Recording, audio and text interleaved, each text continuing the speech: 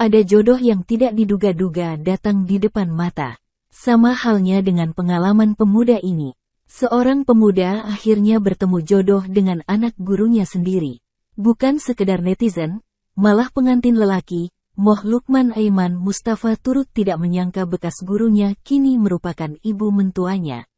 Cerita pemuda berusia 28 tahun itu, istrinya merupakan kenalan ketika mereka belajar di sekolah yang sama, namun terputus hubungan. Lebih akrab disapa Aiman, dia melangsungkan pernikahan bersama gadis pilihannya, Ummu Sakinah Ghazali, 28, pada tanggal 5 Agustus lalu.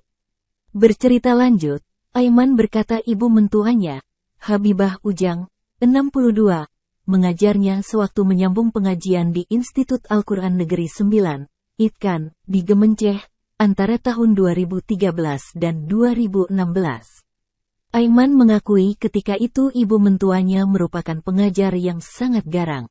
Mengulas lanjut, pertemuan semula itu susulan perkenalan antara ibu mentuanya dan ibunya sendiri, Jaliyah Nur binti Jalil, 55, yang sama-sama sebagai guru. Sebelum ini video Aiman bergelak ketawa ketika dia bersalamanan dengan ibu mentuanya viral di media sosial. Aiman yang merupakan guru mengaji memberitahu, insiden lucu yang terekam baik selesai akad nikah itu berlaku apabila dia memanggil ibu mentuanya dengan panggilan guru.